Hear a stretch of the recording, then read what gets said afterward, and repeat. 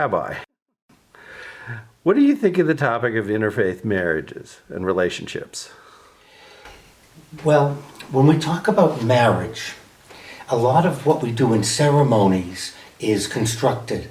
So there are really two different questions is, should you marry someone outside your culture, outside your religion?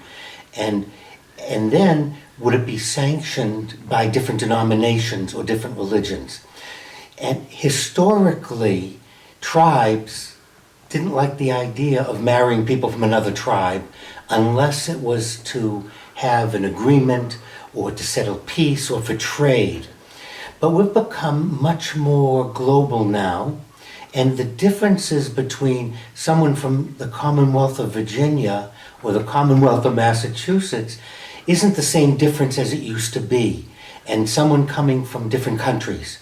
So because of changes in society, it's very difficult to argue you shouldn't marry someone from Ireland or you shouldn't marry someone from Australia.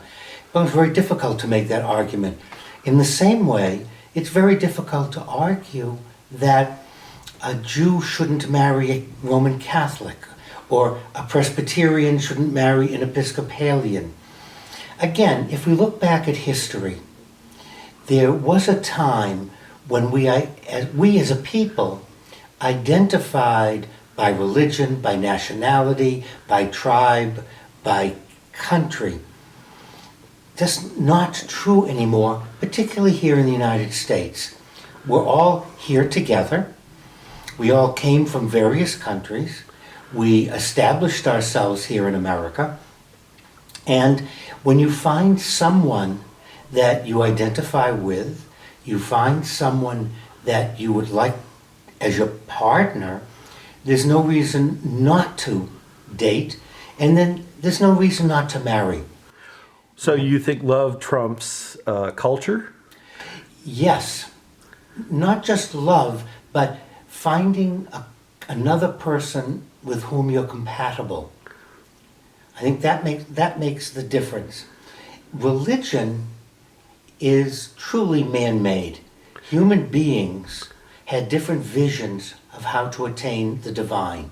And then they set up rules and said, well, you have to do this, you can't do that, you have to do that. All religions are establishing a relationship with the one. And so to say that mine is better than yours or that I'm correct and you're wrong is just silly. It just doesn't make any sense, because the reality is there is many ways to understand God as there are leaves on the trees. On the other hand, you just still have to tell your parents. And every generation has to deal with the previous generation that had certain ideas about how society should be. And that makes sense because I remember when I grew up, and this is how I view. But that was 50, 60 years ago. And enough things have changed, so it's time for us to rethink how we have marriage, how we pick partners. Look, for my parents, you got a job and you stayed with the company till you died. With my generation, you picked an occupation and you stayed with it. Now, with the newer generation, you'll switch careers, you'll switch jobs, you'll move around. And it's not that what we used to do is wrong and what we do is right. It's not about right or wrong. Rather, this is how society is structured now. So what would you say to a young couple who's facing that difference in background, and they go to their parents and they say, we found one another, we love one another, and the parents say, this will never work? That may have been true in the 40s and the 30s and in a previous century. Here in DC, it's very rare that you come across someone whose cultures are so different that you can actually say this won't work.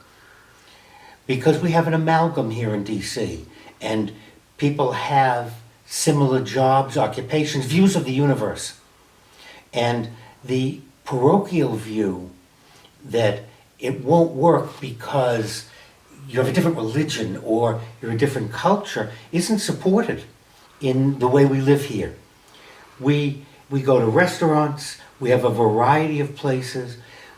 Things aren't as segmented. Remember, in Europe, you had to identify with your religion in order to pay taxes, in order to be a citizen, everything depended upon being a Catholic, being a Protestant, being French, being English. But being Americans, that distinction just doesn't work, and it's just not there anymore. So, Mom and Dad, suck it up. Thank you, Rabbi. Well, thanks for the words of wisdom, Rabbi. You're very welcome.